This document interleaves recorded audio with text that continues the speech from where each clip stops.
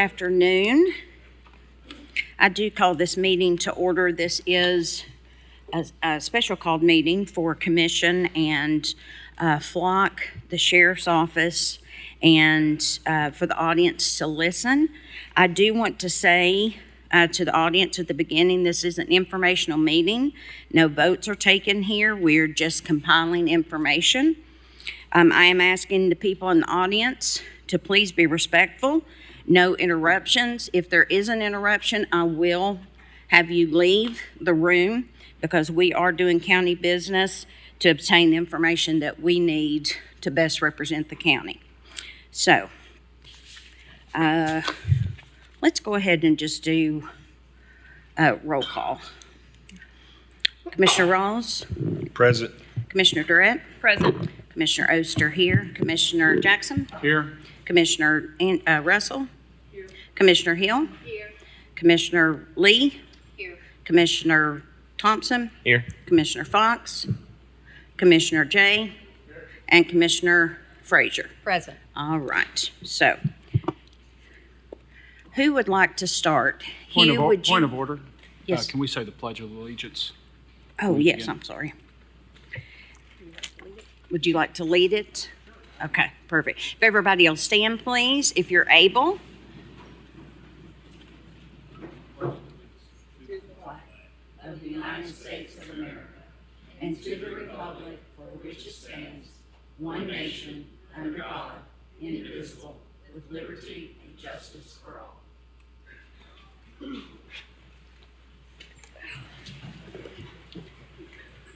Okay, Hi. Okay, I'm not sure who's going to start. Okay, turn on your little box right there. It's a little person. There you go. There you go. Can you hear me now? And then if you'll, everybody who's speaking with Flock or KCSO, please give your name and county of residence. Okay. I'm Captain Tony Chamberlain, Knox County Sheriff's Office in Knox County. Perfect. I believe the first person we want to talk is Alex Guth. Okay. He is from Flock.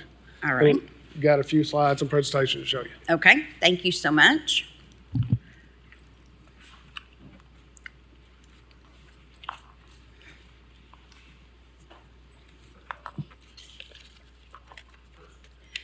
Little person. There you go. Can you hear me? Yep. Perfect. My name is Alex. I live in Nashville, Tennessee. Okay. So thank you for having us today. Here to talk about flock safety. Trevor, if you'll hit next. So Flock started in 2017 from a small deer camera box, an Android phone, and a piece of rebar in front of a individual's neighborhood. And since then, we've expanded to about 6,300 communities across the United States. There's not a day that goes by that, or not, maybe not a day, but a week that goes by that you don't see a missing kid, a murder suspect, etc., being recovered or captured using this technology. And so we are blessed to say that we are solving over 10% of the crime in the United States today. So what is a Flock license plate reader as far as a vehicle fingerprint, right? So the best way to think about it is Flock's license plate readers are a souped up deer camera. They take a photo of a car that passes by and they log characteristics like the vehicle make, the color, the body type, etc. The reason they do that is, think about it, most hit and runs, you don't actually capture the tag. Criminals who commit crimes take their tags off, use fake tags or use stolen tags, etc. Next slide, please. So everything that we do here at Flock is around trust and accountability and transparency. The first thing is that how the data works, right? So Knox County Sheriff's Office owns the data that gets produced from their cameras. They can control how it's shared externally with other agencies, but they also can control internally how that data is accessed by whom and when. The next thing is that the data retention is set to 30 days. At day 30, down to the minute, that data cannot be recovered no matter what. We can also provide proof of destruction records as well to show that 30-day retention. And the last is that when it comes to encrypted data, the data is encrypted in transit and at rest. The next part is what are some of the things internally to help with accountability and abuse of the system? So the first thing is that every time a deputy or an officer performs a search, they have to have a reason, a NIBRS code, and then it has to have a case number or CAD number. And so the first thought of everybody is thinking, well, I can fake a case number or a CAD number. And you would be correct, you can. But with Flock's audit assistance tool, it looks for anomalies that are atypical searches, right? So you say, for example, I search the same tag with a different case number. It's going to lock that user out of their account until an administrator goes back and reviews their search and then deems it acceptable or not. Another example of what audit assistance does is if you see a user who is searching a camera network outside of their jurisdiction, that seems very odd if that's the only camera that they're looking at. And then lastly is everything that Flock does, but as far as the KCSO, like they'll have a transparency page that'll show the correct uses for it, who they're sharing with, et cetera, et cetera. Trevor, I'll let you take this one. Hello, Commission. I'm Trevor Chandler. I'm the Senior Director of Public Affairs at Flock Safety. So one of the things we wanted to be sure to address was some of the myths out there and make sure that we're all operating under the same set of facts. Things that Flock does do, and mostly what I find in a lot of my work explaining what Flock actually doesn't do. First and foremost, Flock does not sell customer data, period. We are not a social media company. We are not an advertising company. Our business is to help your law enforcement protect your community. There is not a massive database where every image is being collected forever. Once your images, as Alex said, are deleted at the 30-day mark, they are irretrievable. And again, we can provide proof and receipt that these were hard deleted, sanitized to government standards. Flock does not provide backdoor access to the system. Only you, only your community, only your agency decides who they share with, if at all.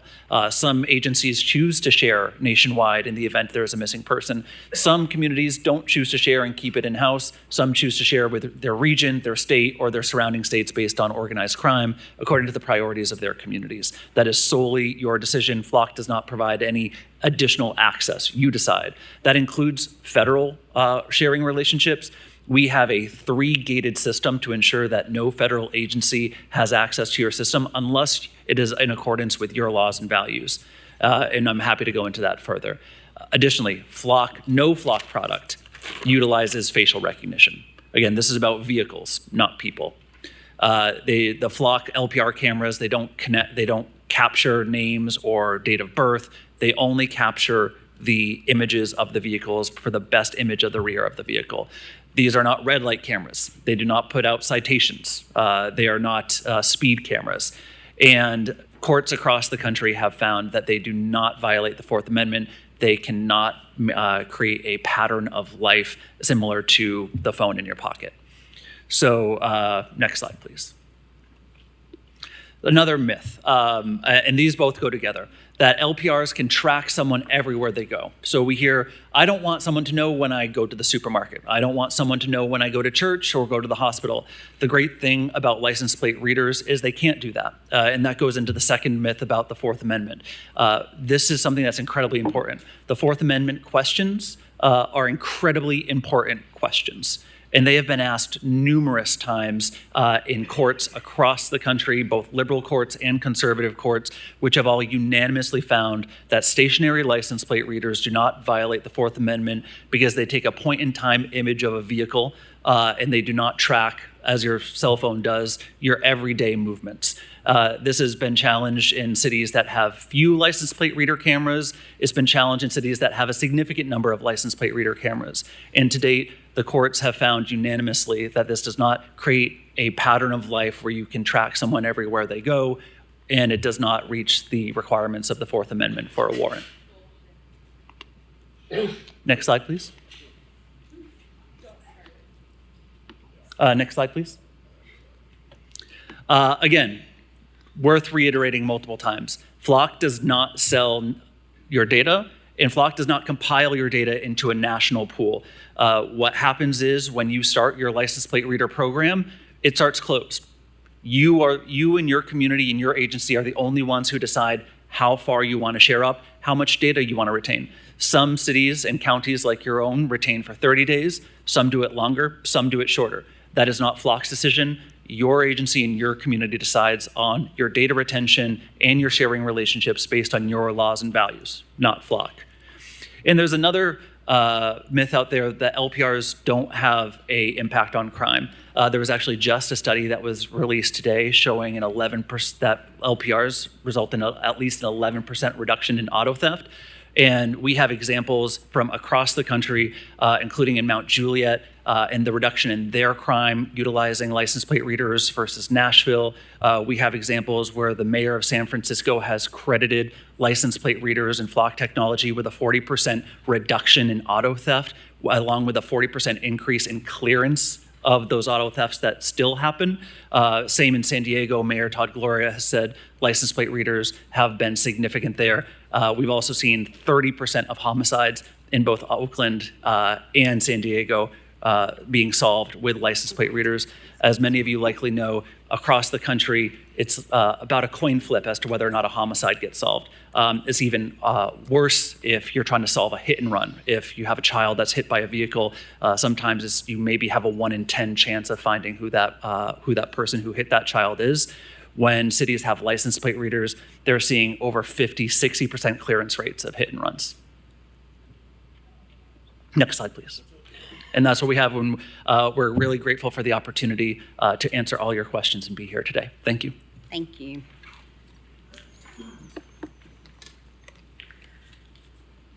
Did anybody want?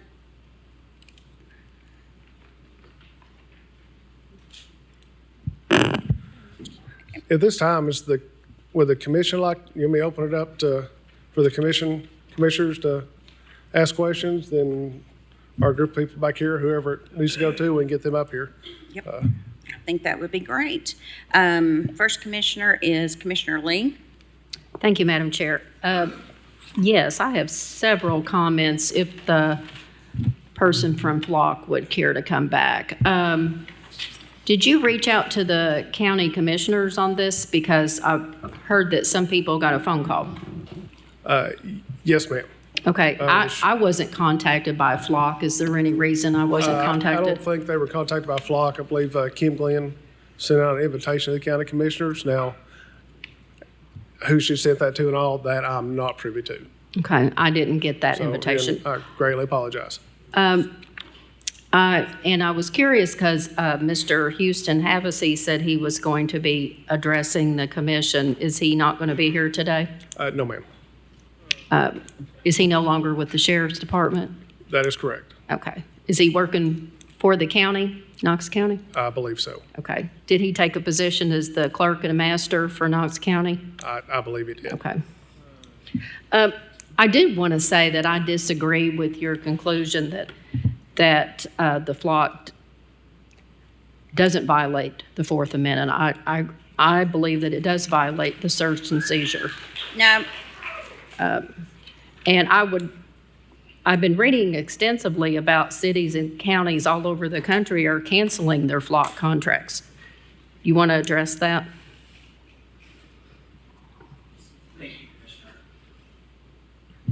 Thank you, Commissioner. And just to be clear, I was not stating my opinion. I was stating the consensus, unanimous consensus of courts across the country. And so that is currently the unanimous consensus. In regards to the cities that have canceled, there's been, so depending on how you count it, about 50 or so. Over that same period of time, over 500 new agencies have signed on with Flock. So there is a very important conversation that's going on now about public safety and privacy.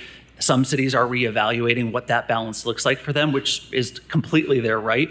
But we've been very excited to see at least 10 times as many cities joining Flock versus the ones that are leaving. Okay, can you address some of the abuses that have occurred through the Flock cameras? Yes, absolutely. Any abuse is unacceptable. And that's one of the reasons that we have gone above and beyond with our accountability and transparency features. We are the only public safety company that has a proactive auditing tool. And that's honestly one of the reasons you're finding a lot of these news articles where these people are being identified. That's one of the reasons we put out this proactive auditing tool. And that's a double-edged sword with transparency, is sometimes you see things that shouldn't be happening. Well, you would rather have that transparency so those people can be held accountable, because there is no bigger advocate other than law enforcement than Flock for wanting bad apples to be held accountable so that these tools are used correctly. I'm glad you brought up transparency. Can you explain why the contract that was made with the county was not very transparent? I will direct that to the sheriff's office for any questions about the contract. Hugh, would you like to? Hugh Holt, Knox County Sheriff's Office. The contracting vehicle we used was actually through the county procurement office. We used a national cooperative to acquire these services and the commodities that go along with it. We submitted a requisition to county procurement. They processed it, sent it to the folks at Flock. Okay, that's not really what I'm asking. My question was, the contract, when this was addressed with the commission several months ago, there was no mention of the Flock cameras to the county commission. You're speaking of the grant contract. Yes. Typically, we do not put a vendor name in a grant contract because we don't know who that vendor is yet. There are multiple LPR, multiple real-time crime center vendors out there. So we didn't know who that was going to be at that time. We knew we were going to have a real-time crime center. We knew we were going to have drones, LPRs, things of that nature, because that's what the state asked us to do as part of the grant. Okay, but there wasn't any mention of surveillance of the citizens in that grant. There is mention of surveillance in that grant. I disagree with you on that, but I I'll can pass show for it now. to you. Commissioner Jackson. Thank you, Madam Chair. I guess this is a question for both the Knox County Sheriff's Department and Flock. I guess my question is, I wonder whether this meeting is moot, because I have here in front of me a letter from Mayor Glenn Jacobs canceling the contract and saying that it was never approved or legally through our system. And I was wondering if you could, discuss that. I believe this has been overnighted to you. And I mean, if we're not in contract, why are we even here? Yeah, I'll refer those contract questions to the sheriff's office.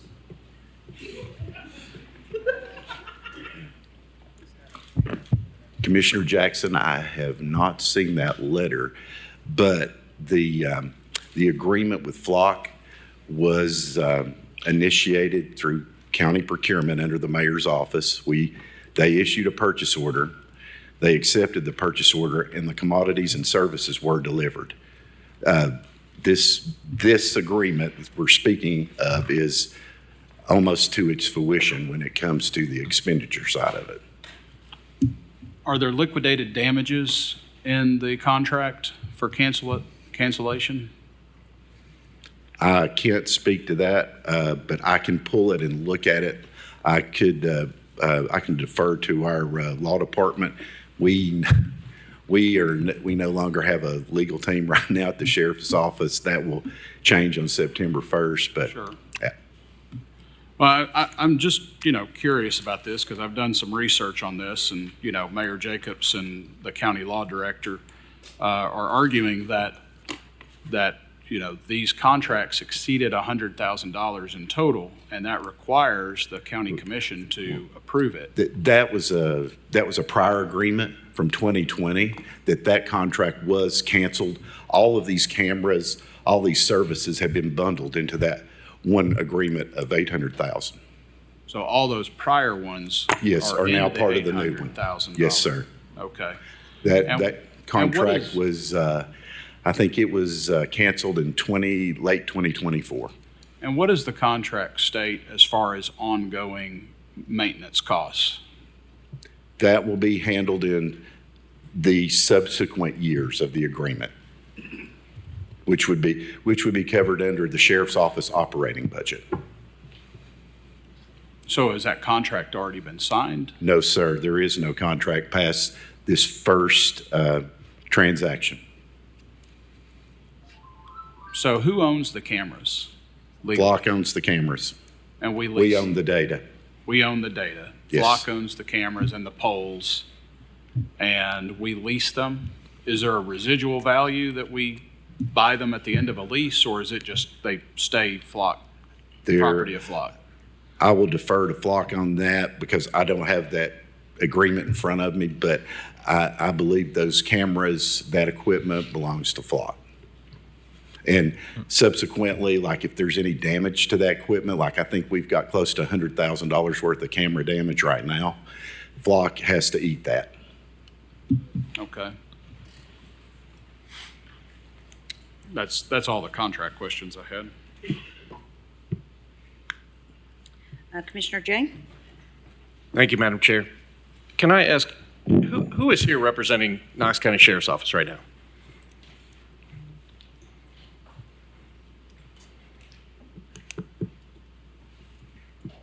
That's me, Commissioner J. Captain Tony Chamberlain. You and Mr. Holt. Yes, sir. Anyone else? We've got a few people from our IT group, a couple lieutenants back here. Okay, out of the entire Knox County Sheriff's Office, I find it astounding that it's the two of you all here by yourself. Well, our team that's been I working on think it's it, sad. and I know your team has been decimated. I know there have been massive amounts of resignations, and conveniently everybody put Friday as their last day, so they didn't have to be here today. And that includes your law department, like the entire senior staff, and everywhere in between. And it just, I'm sorry you guys got sort of stuck at the end of the rope, but I think it's sad. Give me an understanding, what is the actual footprint currently operating right now in Knox County, whether they're on or not, how many cameras, how many flock cameras, what types of cameras, how long, give me a current footprint of what is in this county. currently, right now, we've got 143. Can you bring that microphone closer to you, Oh, I'm please? sorry. Currently, we've got 143 license plate reader cameras that are active. Are they all flock? Yes, sir. Do you have any other electronic license plate readers or other devices that from this company or any other company in operation? Currently, right now, we don't have any others Are in those operation. all stationary, or are those a combination of stationary and inside of cruisers? The 143, those are all stationary. And I apologize, I did forget about the Axon cameras and the cruisers and body cams. Okay. Those are also LPRs. And those are, They're from Axon. so Axon also has license plate readers and body cams. Are Yes. those license plate readers stationary or in-car? I believe we've got 50 in-car cameras right now that are the regular cameras, but they're also LPRs. And then the ones that have the updated body cams are also LPRs. Is that right, Bo? Yes. And how many body cameras are there? I don't have an idea. Angie? Yes, we've got one to two for every patrol officer, then, and detectives. I don't And have how that many, exact give me a number. ballpark. How many officers are on patrol? What do you think? Do what you? There's about 435 sworn officers between patrol and detectives. Okay. Are there any other devices that Knox County Sheriff's Office is using? Not that we're currently using. Okay. So it's 435-ish body cameras, some that are updated that do have license plate readers built into them, as well as body camera footage. 50 that are in-car, those are all from Axon and Axion, and 143 stationary cameras from Flock. Yes, sir, that's correct. Okay. Are those all in operation right now? Yes, sir. Okay. What is the state of the policy related to how those can and shall be used by this law enforcement agency?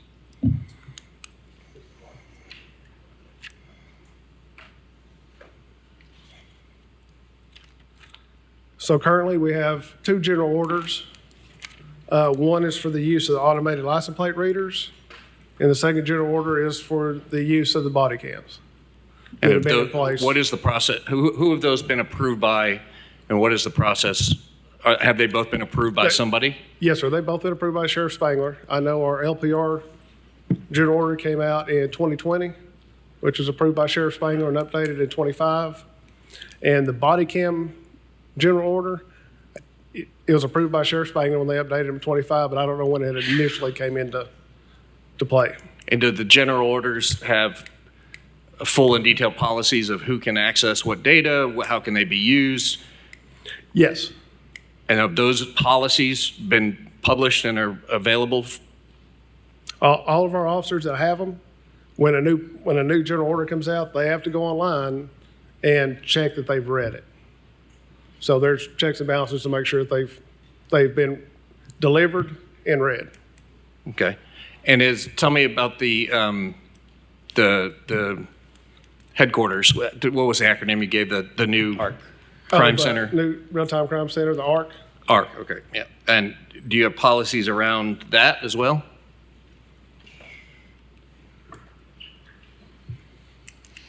Yes, sir. Currently, we have a draft policy. It's about 117 pages now. Again, it's in draft form. We, right now, don't have attorneys to approve it. But And that related, in is that same- policy related to the center and how it's using all of this technology? Yes, sir, that's correct.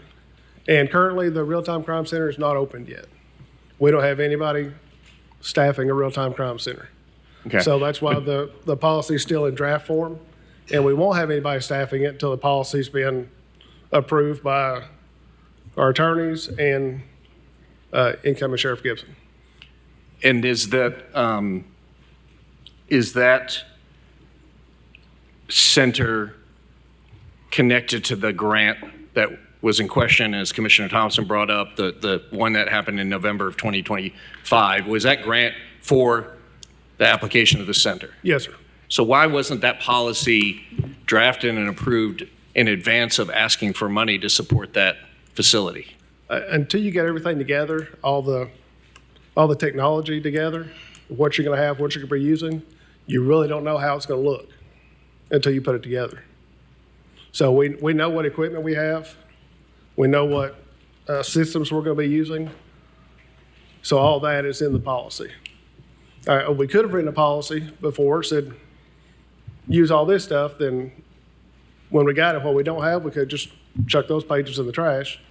Or if we got something different, we could have just added those pages.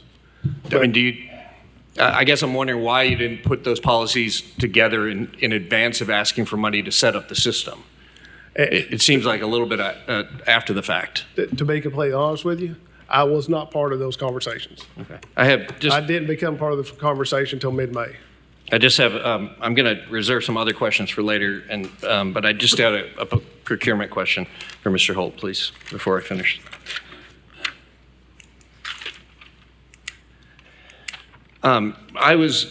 We were all provided with information about the procurement process. Can you help me explain why in 2022, twice in 2022, in 23, in 24, there was constant purchases for cameras that fell right under the threshold for $25,000 triggers sort of an additional review, and multiple transactions that I've been provided information are $24,990.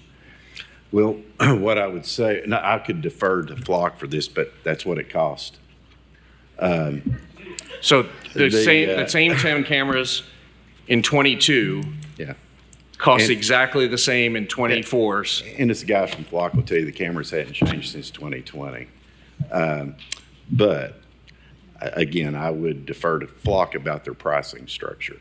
But I got involved, like Tony, on the back end of this, and I became a part of it in October of 2025 when this whole grant process started. And the information I'm speaking to is information that was provided to me by our finance officer or finance director. So, But when did you become the director of procurement for Knox County Sheriff's Office? 2016. So if you're the director of procurement, why were you not involved with buying things for the sheriff's office? Well, there's certain things like these software agreements. I'll look at them and I'll say, hey, this needs to go to the law department for review, or this will require commission approval, things of that nature. But obviously, these are transactions that were under the spend threshold. Yeah, barely, Just by look at it. $10, which to Well, me and shows so- a pattern of Well, the ones I constantly was- buying stuff that's just barely under the threshold again and again and again. It really concerns me. And I can say this, working at the sheriff's office, I know that wasn't the intent because there were transactions for $13,750, $12,500, $12,500, $12,500. But $12,500 for 5 cameras. Yeah. If I bought 10 cameras, then that would be Well, over a 4-year period, 25,000. Yeah. You wouldn't then put an invoice in for $24,990, $10 less than the threshold. That means you got a $10 discount for 5 more cameras? And I'm just speaking to what I know. I understand, but you're the director of procurement. Yeah. Your job And I is to I be see the responsible for all appearance. things that are bought from I Knox see- County Sheriff's I Office. see what you're saying as far as appearance, Commissioner. All right, well, I'm just, if it quacks like a duck and it walks like a duck, then it's probably a duck. And when you have the exact same price, less $10 to not hit a threshold, it raises a huge red flag to me. And I think that is why the mayor said, look, you guys, you didn't do this correctly because somebody knew it would be flagged. Somebody knew that this commission, and I think that's what Commissioner Thompson started with this conversation a few months ago of saying, you slid it in and you didn't tell us. And that's why I'm more concerned about this than ever before, because it shows a pattern. And again, I can't speak to that. I can tell you what happened after October 2025. But again, I'm looking at 2 transactions out of 9 that were $24,990. So, Well, I'd love but to see the other I ones can see too. your point. I can Yeah. see your point completely, sir. All right, I have other questions, but I'll hold the floor. Thank you. Commissioner Rawls? Thank you. Thank you, Madam Chair. I guess this question would be this would be a flock question. When Knox County did the grant, it was supposed to impact crime in 37914, 37921, 37915, 917, 920, and 918. The bulk of those are my zip codes, and Commissioner Durrett. So what impact have flock cameras made in crime in those zip codes? So Flock doesn't decide where the cameras go. We work with the sheriff's department, so I'll yield that question to the sheriff's office. That's fine.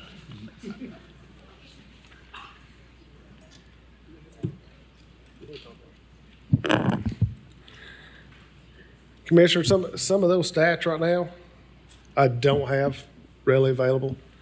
Some of that is a training deficiency from the past. On all of our flock hits and alerts that we get, there's a place to go down to the bottom to fill out outcomes. Some officers have been doing those, some officers haven't. Again, when it comes to the real-time crime center and the flock cameras we have now and our team that's in place, we're going to do more training with our officers to make sure we have we can show the stats and Audience? just how they're taking effect. Yeah, I guess, well, one of the myths, like, we see Flock give a presentation on the myths, and the myth is, and I wrote it, LPRs don't have an impact on crime. We've had LPRs since 21. Yes, sir. Since 2020. It's 26. What's an impact? Again, I just started dealing with it since May. But when we start talking about impact of crime, I think one of the best examples we can see is Mount Juliet. Yeah. No. I don't know. I'm talking about Knox County and those zip codes. Oh, he's talking about Yeah, Knox yeah. County, I'm too? talking about those zip codes, period. So I think the best way to describe that is the former chief of KPD who attributed flock cameras to the drop of homicide rates in the city of Knoxville by, I believe it was 54% that year. So I think that'd be your best stat that you can do directly that's going to be in What your zip code is that? Say that again? What zip code was the? I can find out exactly what those are. I can go ask the former chief. Okay. All right, no questions. Thank you. Commissioner Thompson? Thank you, Madam Chair. I was beginning to wonder if all the questions were going to be asked before it came back to me. I do appreciate you all being here, and I respect the position that you now find yourself in, having to take all the questions when those who made the decisions and got us this far are not here. And for that, I am sorry. We do appreciate what our sheriff's office does and our deputies. I've made that abundantly clear over and over again. I would hate to see the state of Knox County if we didn't have you. One of the questions, and Commissioner Rawls tapped on it, if we have 143 LPR fixed cameras in the county, and those were the specific zip codes, I would say that Holston Hills, Chilhowie area, which borders 1 and 8, was the only area in my district, or it was the only zip code in my district that was affected, but yet there's 40 in my district, in the 8th district. 10 are within a 5-mile radius of my house. It's not a high crime area. And so I was curious as to why that particular area was blanketed. It seemed to be blanketed with so many. And that's not necessarily a question you have to answer. I just wanted to point out that if this was for preventing violent crime, I'm not exactly sure why we have so many in a non-violent crime area. And I've been in sales a long time, and I'm a capitalist through and through. And I don't fault Flock for running their business, but because we have the option to either spend our money or we don't spend our money with them based on their business model and whatever. They created something. They said, hey, we've got something to sell. We'll see who wants to buy it. What I do have an issue with is some of what Commissioner Jay tapped on was in the manner in which we got here. We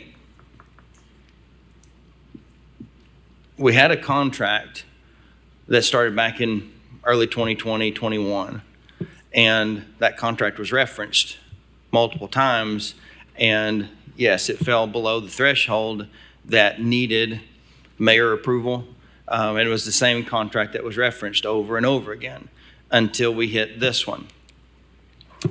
And when we're looking at, we just had our finance committee meeting at noon.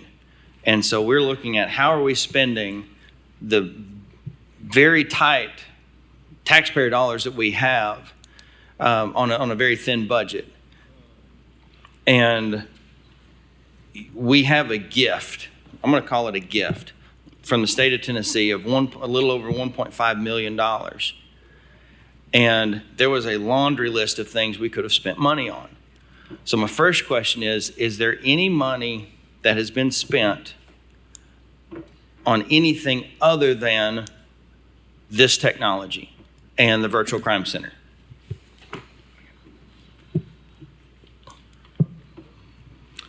Yes, sir, Commissioner. We spent out of that 1.567 million, we spent 567,000 upgrading technologies at our Roger Wilson detention facility so that we could incorporate these people who are incarcerated from these zip codes and work on the recidivism rate in those areas through programs and things of that nature. But to answer your question, basically the technology infrastructure at the Roger Wilson detention facility was upgraded. Okay, but that was just the technology side of it, correct? Correct. Okay. And the reason I asked that is because in the application, you all were very specific about what you wanted to spend money on. And now, granted, you all may not have been part of that application process or not, but obviously the virtual crime center was listed. replacement of servers. So you wanted a replacement of all the servers, replacement of network switches, replacement of computers, operating software upgrades, expanded camera coverage, which obviously we're discussing now. It did say surveillance, so fixed surveillance, security infrastructure, and then evidence-based programming provided directly to individuals. And so you all checked that category for evidence-based programming provided directly to individuals, and this was tied to the application's rehabilitation and reentry component. And then when you come down to what that could have been, it could have been helping inmates leave jail with a high school equivalency degree, vocational job training, employment reentry programs, substance abuse treatment, cognitive behavioral programming, anger aggression intervention, healthy relationships, family programming, and reentry programs, and then immediate post-release assistance. And so when I'm looking at how we spend the money, because this is a one-time gift that goes through 28, and if the money is not spent accordingly based on the application, then we have to send the money back. And I asked this question in our one-on-one: why did we go so hard at this technology when we had lots of other things like Men of Valor and PCG programming, worked through, and then GED, things like that, to where, correct me if I'm wrong, but the future commitment, as you stated in our meeting, was $2.5 million. Is that correct? Approximately, yes. Okay. year? So per year, $2.5 million. So if we don't spend that in if we don't allocate that money to the sheriff's office for this technology in 26, 27, 28, then what happens to the 800 and some odd $1,000 that we've spent? Well, if we don't continue maintenance and to pay for the data, then we just don't collect that data from the cameras. So the cameras go away. That's And my so the understanding. 800 plus almost $900,000 that we've spent Yeah, 800. of the state's money, it's our money, it's taxpayer dollars, but the state gave us 1.5 and we spent $900,000 on this, but if we don't continue to pay every year 2.5 million, it was for nothing. That's where the data is collected, yes, sir. Okay, but we only keep the data, we only own the data for 30 days. Mhm. Unless it's part of a criminal investigation, you're correct, sir. Okay, so technically we don't own physically anything. So at the end of it, we don't have anything to show for it. Whereas we could have spent it on programs that would have directly impacted individuals and gone specifically to these zip codes, because 37721. No, please. Because We don't need in my opinion, clapping. in my district, 37721 and surrounding zip codes don't need the violent crime intervention that those do, that this application was based on.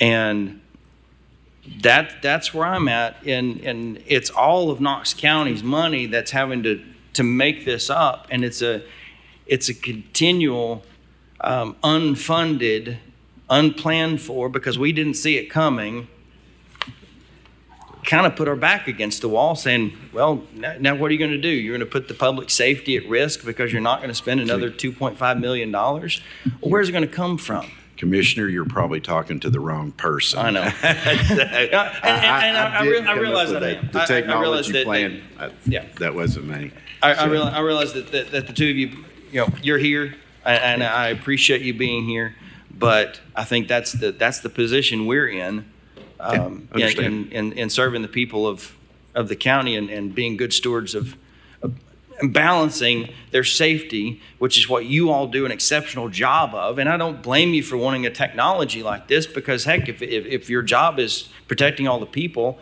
I'd want every tool at my disposal too. But at the same time, the public has valid concerns of being watched, but also where is the money coming from? So thank you. Thank you. Commissioner Hill? Thank you, Madam Chair. I'd like some clarification on, again, kind of going back to how many cameras do we have? Let me know if I've got this right. You said we have 143 active flock cameras, and then we also have other cameras that are on in cars and body cams. Am I That is hearing correct. that correctly? Yes, All ma'am. right. In addition to these, are there other cameras owned by the Sheriff's Department that are out there anywhere? We do have there are a few cameras that can be repositioned if we need to, that are mobile, but other than those are used for special events, gatherings, and stuff like that. Okay. But Yeah, those there's only a aren't couple of them. up No, they're all not, the they're not time used and all the running. time. No, ma'am. Okay. I guess my question is, and this might need to go to legal, I'm not sure where it needs to go, but as far as the budgeting questions go, I think as a commission, we need to remember that everybody's kind of got their lanes in this. And the Sheriff's Department, in many ways, operates like our schools. You know, the commission gives the school system, the commission gives the Sheriff's Department X number of dollars to work with every year. Our sheriff is a constitutionally elected officer. And unless I'm figuring this wrong, it really is our sheriff's decision how the money that we give them is spent. Whether it's grant money, grant money certainly has to follow certain parameters, and these cameras do fall in those parameters, along with many, many other things that have been written. So I hate that this has happened. I've got lots of reservations. You know, as I've tried to think through this, probably most people would agree that there are some places and situations where maybe cameras are appropriate. You know, I've heard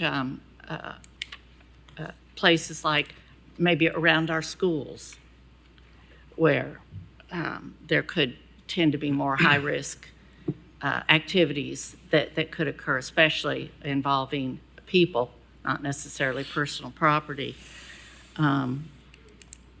Another area is like high traffic intersections where there's high crash data.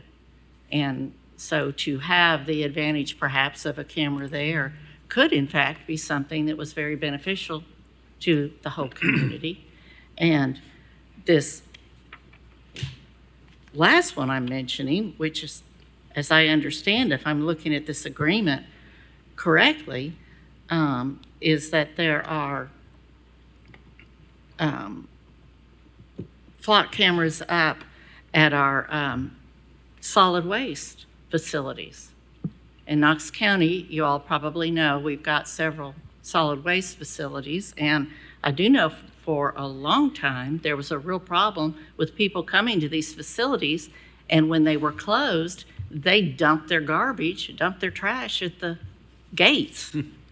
And that might sound funny, but if you're one of our public engineering people that have to go and clean it all up, it's no longer funny. So I just say all that to say that we have a new sheriff in town, almost. We have a new mayor in town, almost. I'm wondering, and you know, if we want to pause them for 30 days or 60 days, I mean, I would be open to about any of that, but if the really wise decision isn't to wait until both of these people are sworn in, let them talk, let them get it together, let our new sheriff have a chance to sit back and look at what he's got, look at what he's inherited, and perhaps see if there might be some breakdowns that are appropriate, like just some of them that I mentioned, or not. at any rate, remembering that he is our lead law enforcement officer. You know, what's happened up till now is really, it's water under the bridge. It's happened. I have a real problem throwing the baby out with the bathwater, so to speak. So I'm just asking this commission to consider giving this 30 days, 60 days, whatever is deemed appropriate by the new commission, well, this commission coming on, because it will be up next week, to give our new law enforcement department a chance to sit down and work this out. That's not a statement from me being for them or against them. I hope you will consider that maybe some of the places I suggested would be extremely appropriate, others not so much. But those are things that I really think we need to let our new law enforcement administration work out. Yes, ma'am. And Commissioner Hill, just so everybody knows that maybe didn't come to our meetings, Sheriff Spangler and Mayor Jacobs had decided about a month ago, maybe 6 weeks ago, we've halted any and all installation of any new LPR cameras. What we have right now, the 143, they were the ones that were online before that discussion happened, and we've not put any new cameras or LPRs online since that discussion. And at the time, they both talked, and they were going to let the two new administrations move forward with it. Thank you, thank you. Yes, ma'am. Yes. Commissioner Jay. Thank you, Madam Chair. Couple questions for Flock, whoever. Can you tell me about Flock Nova? Yes, so Flock Nova is a data aggregation or evidence aggregation system that some agencies use to help put together evidence for a case. Is that being used in the sheriff's office? My understanding is that it was, but it was turned off. Okay, so we have it, but we just don't use it. That is my understanding. Okay. What is the program, what is the proposal for drones from your company for the Knox County Sheriff's Office? Again, for the specific contracting questions, I'll refer it to the sheriff's office directly, or my colleague. Is there a Alex. plan to use? Say that again, sir. Is there a plan to use drones from your company as part of a surveillance program Yes, sir. from this county? Yes, sir. Can you explain what that looks like? So there will be 9 locations scattered across the county. And when a Knox County resident calls 911, they will have a drone resource to them, 90% of the geographical area of the county within 3 minutes. The remaining 10% will be there within under 4 minutes. Is it used for law enforcement purposes only? Correct. And there's also TCA that governs the type of usage, right? So for example, the TCA states that you can't just go and roam and surveil with a drone, right? You have to be responding to a law enforcement emergency. And in those 9 locations, how many drones are part of the proposed program? 9. Not just 9? Correct, yes. One per KPD needs site. 3 drones per location. We only have 1. Okay. Does Flock allow any outside company to audit its claims on their technology or the claims in their presentations? Totally different. So on our trust and safety website, we have a full outline of the accreditations for the audits that we undergo, including the SOC 2 Type 2, ISO, all of the accrediting agencies that all law enforcement providers, technology providers undergo. We also will be releasing in the coming months penetrative testing that we paid for, an independent testing from Bishop Fox that will be providing a full auditing. We basically pay them to try to hack us, and they tell us what they found, and we'll provide that publicly as well. Okay. What is the national Flock false positive rate with these cameras? Out of every million reads, 9 misreads. And how many reads are there annually? Billions.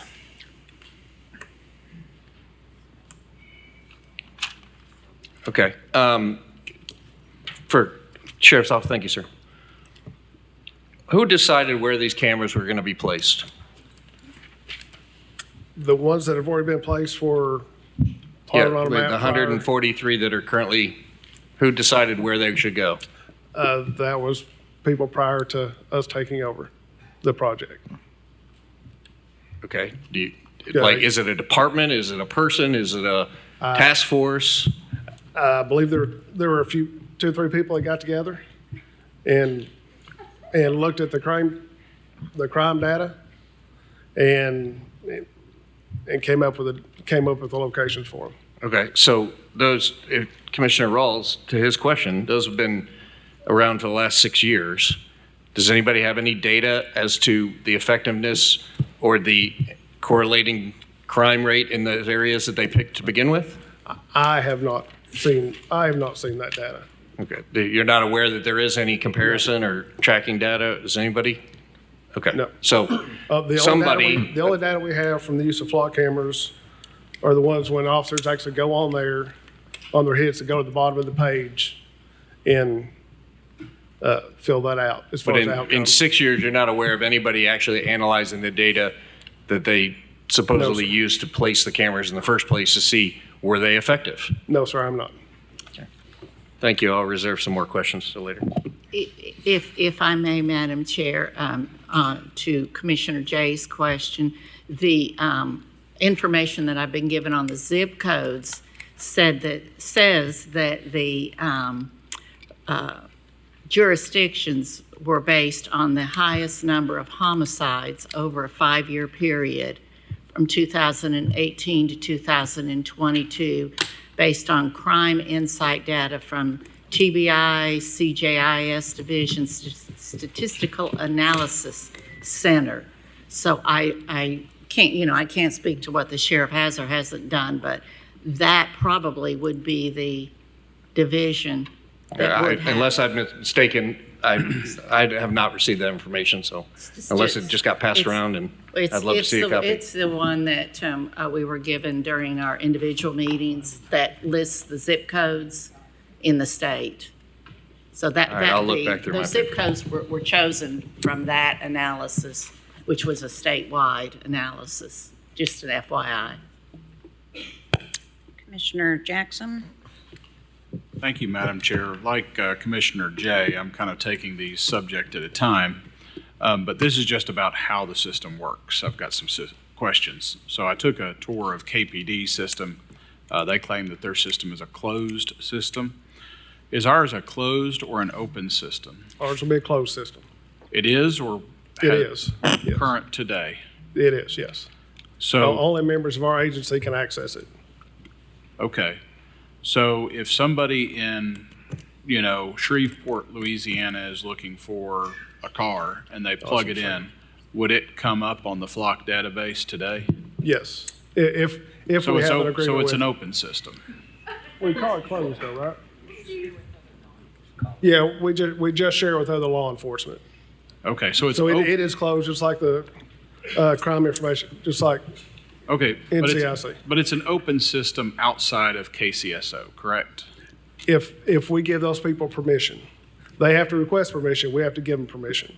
Okay. And with that permission, we can see when they search our cameras and what they search our cameras for. So when you give people permission, is it, and, hey, you've now got permanent access to it, or is it like for, 10 minutes or 24 hours? How does that work? It depends on their request. Okay. So do we have other agencies that we share with that are just, they have open access all the time? Yes. Okay. Can federal agencies such as ICE or Department of Homeland Security, FBI, ATF access? Department of Homeland Security agencies cannot access the Flock system. Flock actually has safeguards in place on their end, which you can speak a little bit about.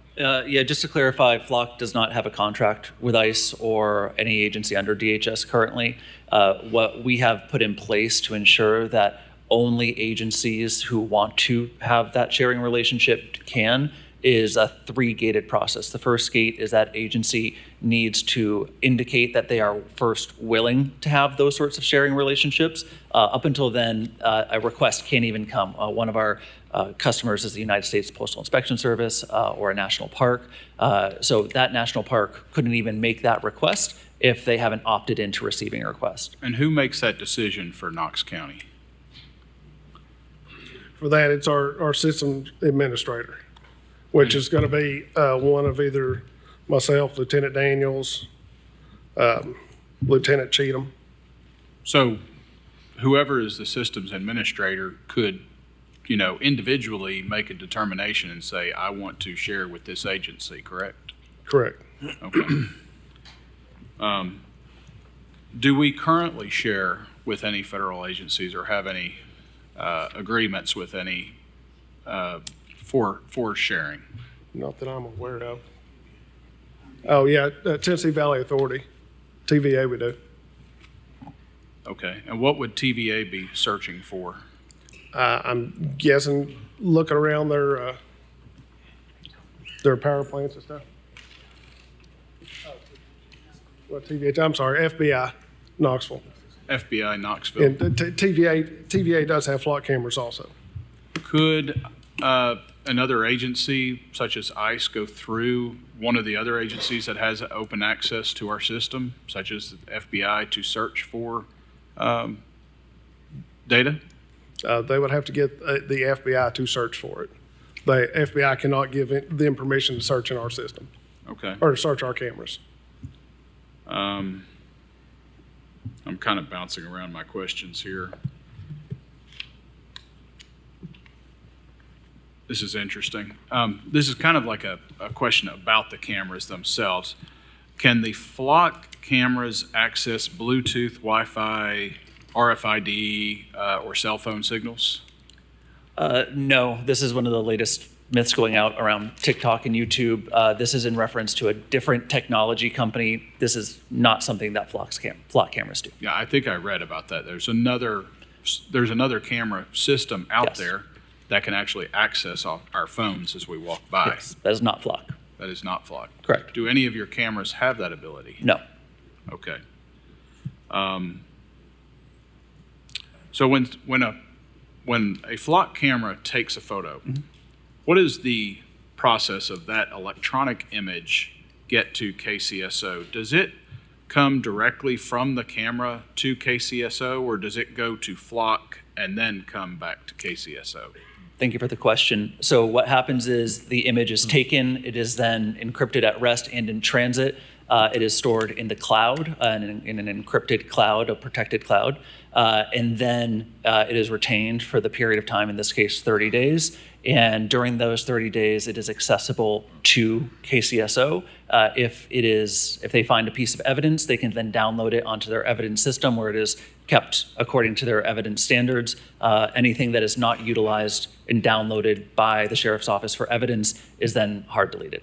Gotcha. So when you say that, we control the data, we own the data. Correct. But the data is not stored on site inside of our own firewalls. It's within your firewall system. Correct. Encrypted. We own the cameras and the storage system. You own the data. Okay. So there are audit logs with this. Are Mm-hmm. the audit logs deletable? Yes. Audit logs are available for download and review anytime you're. I'm sorry, I said deletable. So can somebody from the sheriff's department go in and delete the audit logs? Delete the audit logs. No, the audit logs cannot be altered by the law enforcement agency. Okay. Do the people who have access to the system, do they have to go through multi-factor authentication? Yes, it is mandatory. Okay. And do you have like alerts for common searches, and how do we prevent police officers from searching for their ex-girlfriends and doing things that have been reported in the news? Yep, absolutely. So there's a couple of items that we have implemented in the last year because we've always had audit logs. We've always been on the forefront of that. What we heard from agencies is when we do an audit quarterly, yearly, that's too late. We want to learn faster, sooner. So if there is misuse, that we're catching it. So we've done a few things. First and foremost, we've introduced audit assistance. Again, Flock is the only public safety technology with audit assistance where it will flag a a case number that maybe doesn't match the crime that is being searched for, or if there is the same license plate being searched over and over again. Could be valid reasons for those searches, maybe a missing child and they're searching the same plate. What Audit Assistance does is raise this to the top level of your administrator, saying, you should, if you want to audit your system, you should look at these searches first. And so we proactively do that. We also just announced a lockout feature where if there is a repeated flag for an individual officer, they actually get locked out of the system until the system administrator can look at those atypical searches and confirm that they were in fact for a purpose. The other thing that we've also implemented is now required that you both have a reason code. So these are NIBRS codes provided by the federal government of the common crimes, and you have to have a case number associated with it. So during auditing, you can say, you said you were investigating for... And that case number is a fairly recent addition to Yes, your system, yeah, correct? it was always optional to be mandatory. So every agency had the option to make it mandatory. Not every agency did. We have gone ahead and made it mandatory for every agency that utilizes Flock. That's very good that you do. So I went on a website, and it's called haveibeenflocked.com. How do they get the information of have I been flocked? Through public records request. And so every state has different laws regarding what is protected and what isn't protected information under their FOIAs or PRAs, PRIs. And so that is what this website did, compiled a significant amount of public records requests. Gotcha. And one last question. Do you, as government affairs, correct? Yeah. Do you, when you come out and you're sitting down and you're selling this equipment, do you provide lists of best practices to sheriff's departments and other law enforcement agencies? Yes. In fact, we have a full, what we call Flock Academy, which does a certification program for each aspect of the tool, whether it's auditing, whether it's search, any number of things. Every city and state has their own individual requirements, but we proactively provide those training and best practices for every customer.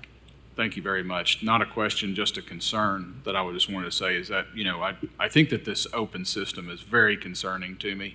Allowing other agencies to just access it. I think that, if the sheriff goes forward with something like this, that, we have to have this as a closed system where, it's somebody from another agency is putting in a request. We have an audit log. We know where it comes from. Mm-hmm. We know why they're asking for it, and it needs to be reported back to commission. That's assuming this happens. But and we fully agree with that, and that's why we made the system customizable. Thank you very much. Thank you. Commissioner Fox? Thank you, Chair Oster. I'd like to speak about I'd like to further investigate the three-gate process quickly. I got the first gate. Yeah. The way I interpreted the first gate is the other agency, have they already agreed to be willing to the terms of service, basically? Is that right? The first step is basically raising your hand in the system saying, we are open to sharing with a federal agency. So that's the first step. The second step is that federal agency actually making the request. It does. In some cases, you can have an automatic approval process with local agencies. That is not possible with federal agencies. You have to go. You have to confirm that you see this as a federal agency, that you are aware that this is a federal agency before accepting it. So first step is raising your hand in the system. The second step is that agency, that federal agency, making a request of the local agency. And the final step is that local agency proactively and knowingly accepting that sharing request. Okay. Is there a requirement for the requesting agency to agree to the terms of service that have been created through the customizable program? If Knox County says, hey, we don't want to share this in certain ways, what protections are in place that the agency getting the information will abide by Knox County's terms? Correct. So there's a couple of different additions. Again, we've worked in multiple layers of redundancy and customization. One is you can require an MOU in your system saying, if you are sharing with us, here's what you are agreeing to how to use our system. It's obviously more of a trust-based system that saying, like, you're signing this, if you violate our rules, we will revoke your access. What we have just rolled out, in addition to a couple of other things, is we are actually going to allow every agency or enable every agency to be able to limit or expand what their cameras are used for. So let's say you only want your cameras used for vehicle theft. You don't want murder or anything else. You just want it to be used for vehicle theft. You can limit your system's cameras to only be searched by other agencies only for vehicle theft. And so your agencies are now going to be able to customize that even further based on what your values and priorities are. So the requesting agency has to fill out this coding box that you were mentioning earlier about creating codes for what it's. Well, no, that's fully in your agency. So your agency gets to choose what your system is used for or not used for.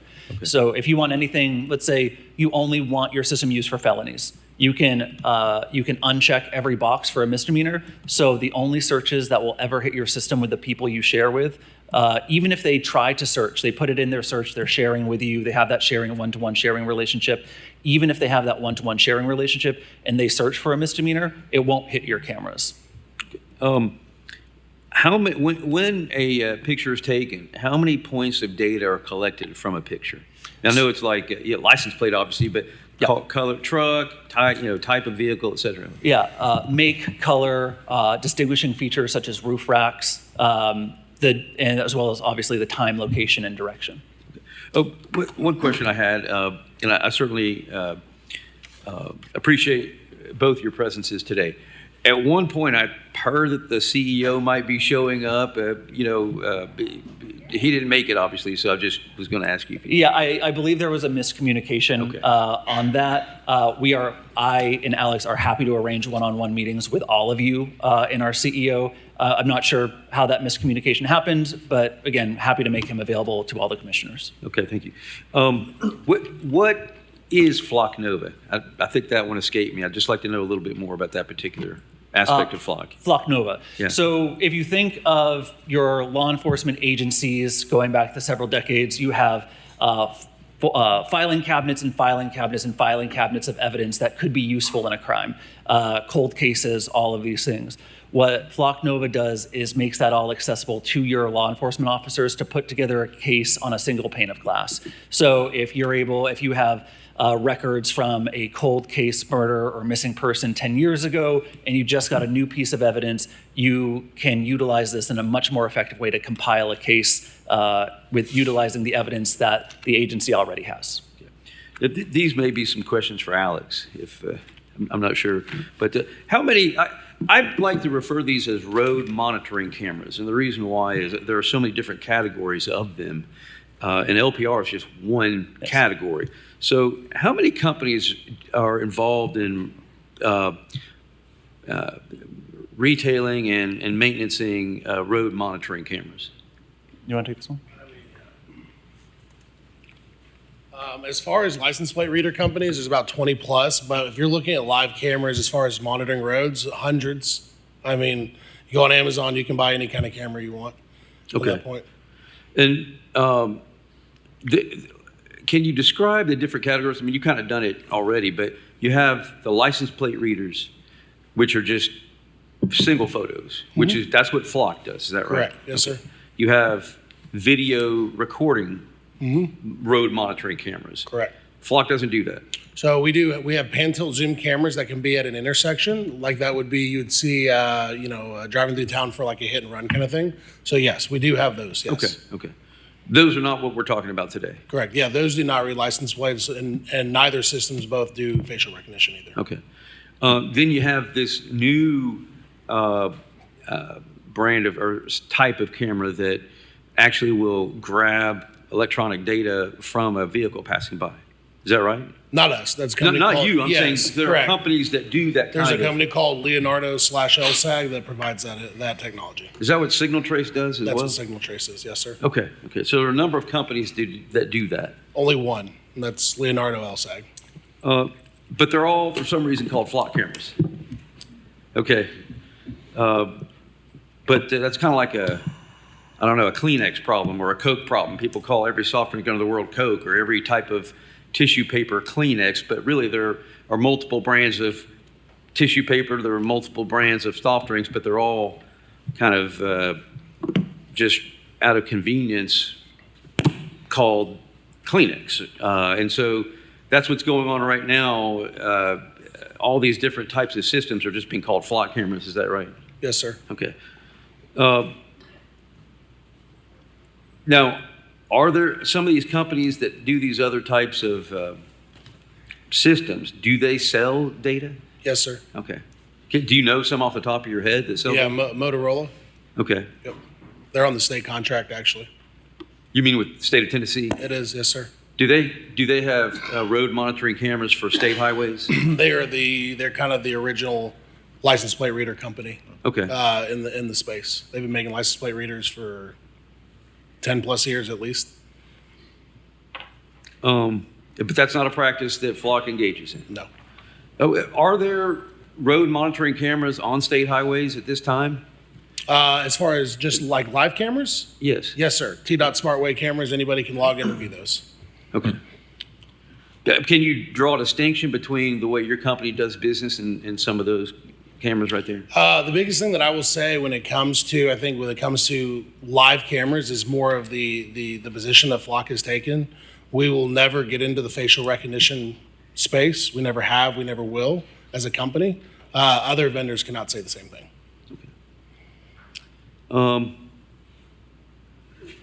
Let's see.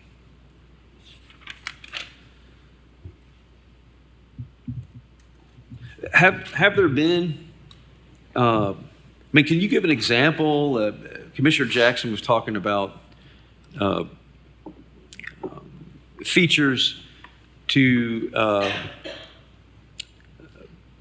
provide accountability for people using the system, and I didn't catch the name of your other representative, but and he was talking about there can be investigations based upon the audit logs why somebody might be using or looking at a particular license plate or something. Do you have examples of that you could describe to us? Of what are some of the flags that it would throw The up? flags that were thrown, Yeah, or so- even if you can give some actual examples that happened that you could relate. Yeah, to. so a great example, I've already talked about, right, the license plate. You run a license plate, you put one case number, we see that same license plate ran has a different case number, we're gonna flag that, right? We see an officer who's searching a single camera outside of their jurisdiction, seems a little weird, we may go investigate that, right?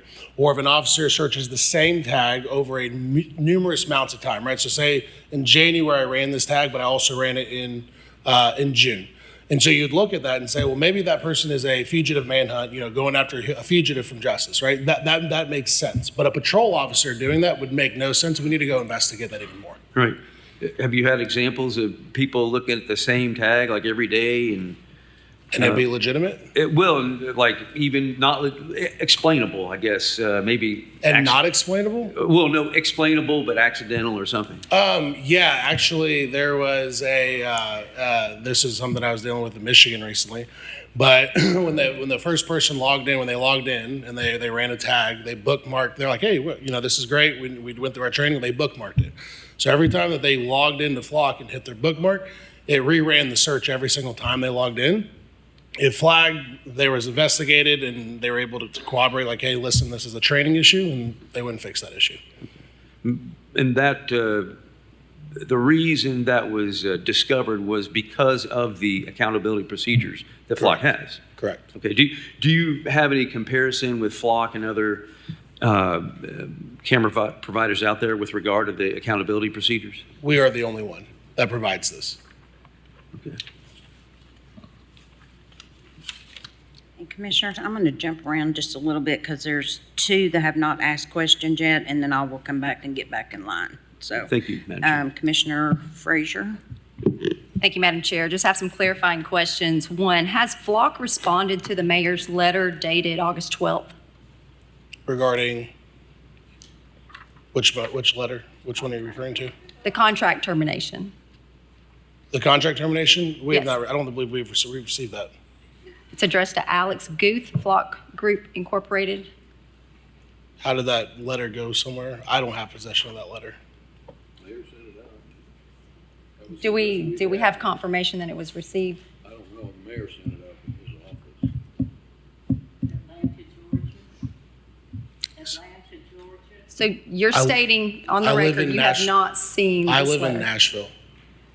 Well, then you contract provided that address. So this is the contract address. I'm just trying to clarify if Flock has received a letter by Knox County Mayor dated August 12th, asking Flock if you believe that the 2020 contract between Knox County and your company is valid. The only way that I would have received that personally is through my email. I don't have a mailbox in Atlanta. Now, we can definitely check with someone there, but they would notify me if I got a piece of letter there. Okay, so my question then is, do you believe that this agreement from 2020 is still current? That agreement from 2020 is not current. So you would state we don't have an active service agreement with Flock? Commissioner Frazier, those cameras that were included in that original 2020 agreement, which ran its term, all of those cameras were rolled into the current agreement under the 800,000 right now. So it's under a grant contract, It was under not a service agreement. Right. That service agreement ran its term. And those particular cameras, I think initially, they were 31. Okay, but we don't have a service No, agreement? Okay, not for the that's- 2020. It is expired. Okay. And then my last question is, it was stated that Knox County Sheriff's Office doesn't have any legal representation currently. That's right, all three of them. Does that then fall on Knox County's law department? Yep. And then is that not a conflict because this letter to terminate the contract was executed by the mayor's office, which is the law department? No, where's the Mayor asked Mr. Moyers and I, Mayor asked Mr. Moyers and I to research that contract. It's one of the screwiest contracts I ever read, because it basically says every time you do another one of these $12,000, $13,000 under the limit orders, it automatically renews the contract. And there's no drop dead date for any of that, nor a drop dead date on the amount. So we went over that with the mayor, and I'm not going to say what we talked about with the mayor. That would be attorney-client privilege. But based on a great deal of research and what we talked with the mayor about, he wrote this letter. And I guess they've just chosen to ignore it over there at Flock. Thank you, Director Boot. Commissioner Drent? Thank you, Madam Chair. My questions are along the same lines. I had the same initial question of Commissioner Frazier. Law Director Book. So we're hearing that the 2020 contract is no longer, or service contract is no longer valid. Those previous cameras that were originally leased under that service agreement are now being bundled under this $800,000 state grant. So where does that leave us, though? Like, are we in a valid operational situation today, August 24th, 2:23 p.m.? Will you turn your mic on? We can't hear. I refer you to the mayor's letter, and our office stands by the mayor's letter. It says what it says purely and simply. You don't have a contract.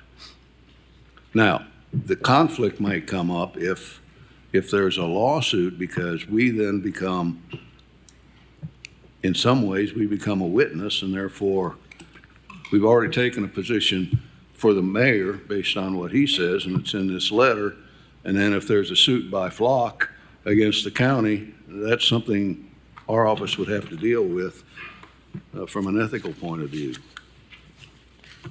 But we stand by what the mayor sent out in this August 12th letter. So it is your belief as that we are not operating under a current or valid service agreement? That's correct.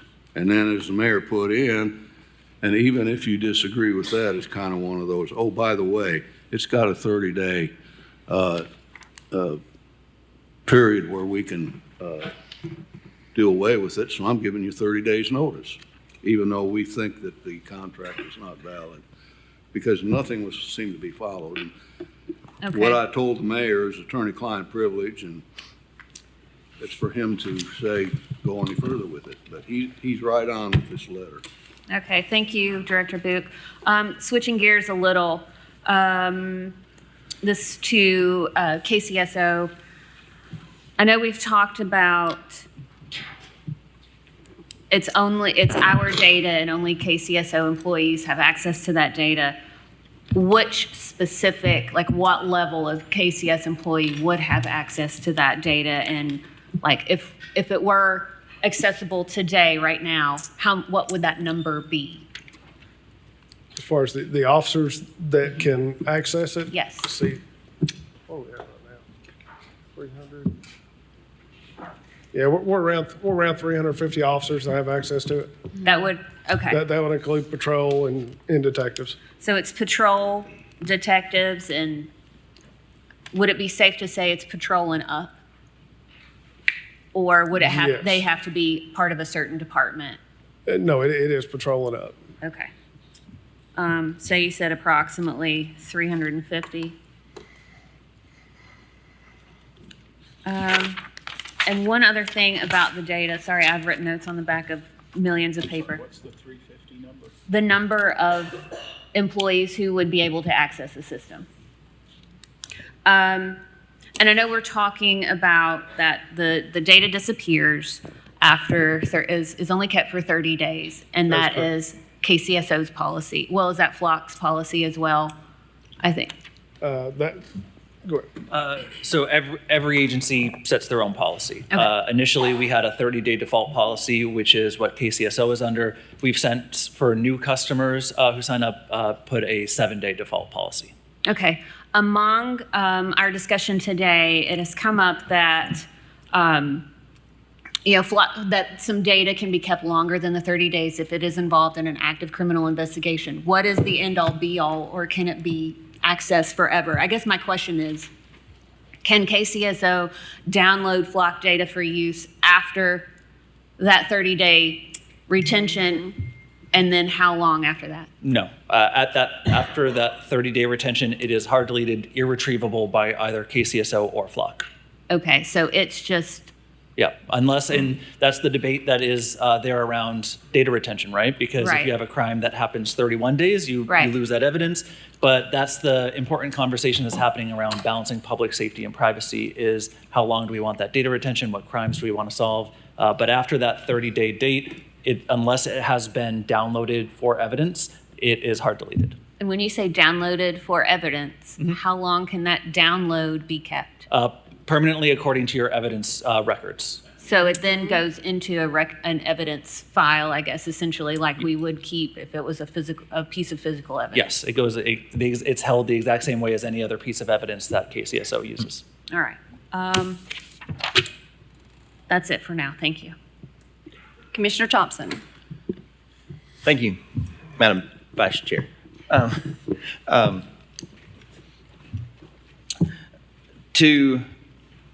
And I had to write this down because it's been so long since Commissioner Hill made her comments, but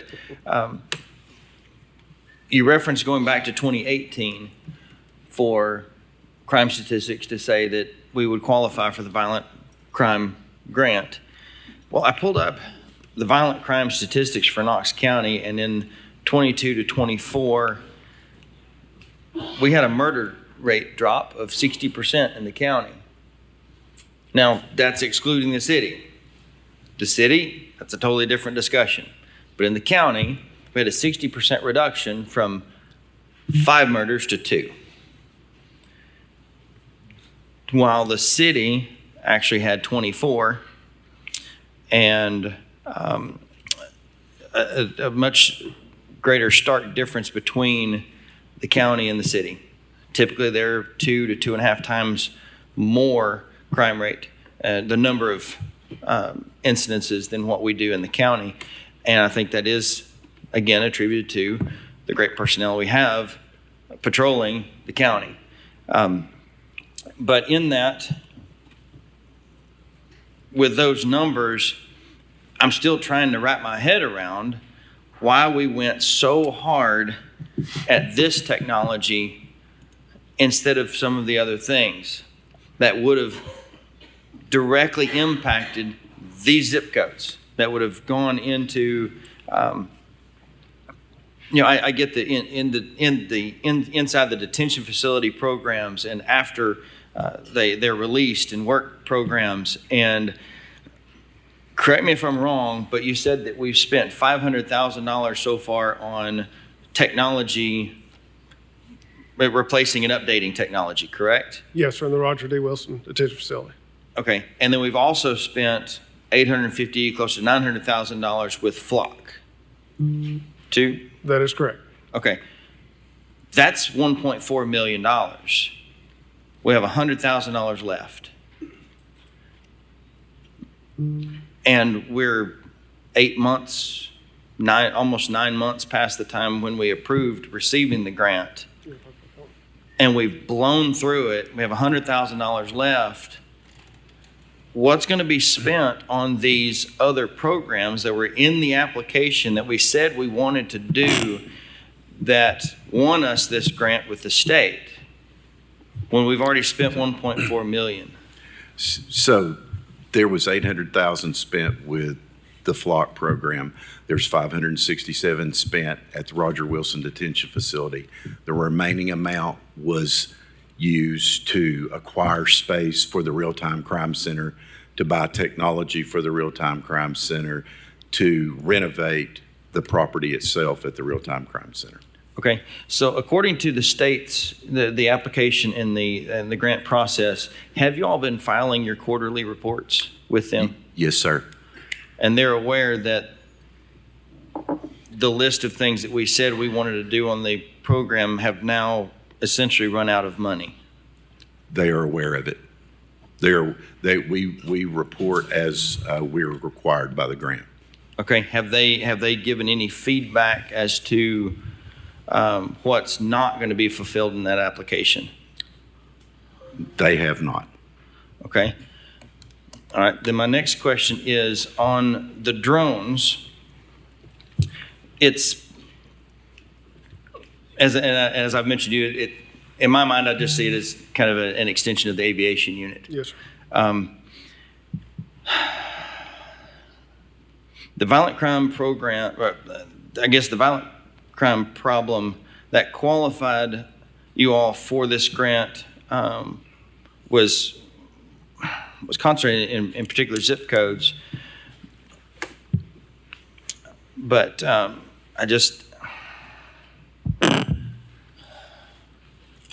me see where I was at here. I had my notes, and we've been all over the place, and everyone else has asked the questions I was going to ask, and never. Okay, so I want to understand the drone purchase specifically, because drones were not specifically identified anywhere in the original application. And under the state's VCIF guidelines, unmanned aircraft are typically classified as military-type equipment, and are generally not allowable in expense unless you all submitted a written request and justification and received an exception from the state. Did you all submit an exception request? Yes, we spoke with our program manager, and we received approval for the drones as part of the Real-Time Crime Center. Okay. Is it possible to get a copy of that request? Yes, sir. Okay. It's just,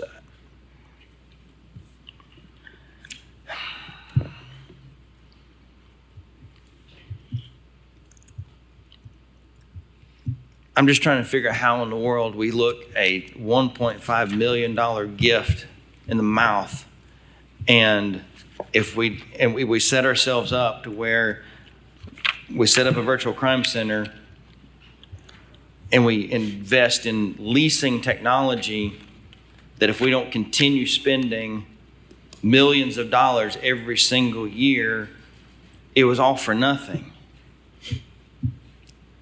Again, that was not my area of responsibility, Commissioner. So that's, okay. Thank you. Commissioner Jay? Thank you, Madam Chair. I'm going to make these my final comments. I know we're trying to get to a big agenda for today. And I appreciate Captain and Mr. Holt, team from Flock coming, and really everybody here today that's in the audience. I know it's in the middle of the day, and this is a big, heavy topic, so I appreciate the involvement. I have to say I'm just disappointed that people don't have the agreements, don't have the data, don't have the contract, don't know who did what. It's been weeks since we've set this meeting, and it appears everybody took off and left you guys hanging, and I really feel bad for you. It's not adequate, and it's not, you should be over-prepared with a team of people that can come and build some trust with this legislative body, and it's just not there. There is no one on this commission who has spent more time out with KCSO on patrol, in the jail, than I have. And I have tremendous respect, and there's several officers in the room today. You have the hardest job in Knox County, period, end of discussion. I have been so incredibly supportive of every officer and our sheriff, and I really think it's been warranted as we have grown as a county. You have a huge responsibility. However, I also have a really good memory. And I remember sitting in this chair years ago, long before many of you who were here, when the sheriff's office came and sold us on a virtual courtroom. And we spent millions of dollars because it was supposed to save us $6 million in transportation costs. It was supposed to get people through the justice system, which was backlogged and clogged, faster so they could rebuild their lives. It now sits empty, and it's virtually never been used.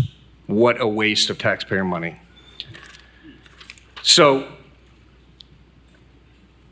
KCSO doesn't always get a free pass, and blind trust, not anymore. I think Mayor Jacobs was right in canceling the contract with Flock. I'm amazed that you don't have a copy of that, unless there's some. I'll let the mayor and his team answer for that. But this was not how the procurement process was supposed to be handled, and this trust was supposed to be built with this community.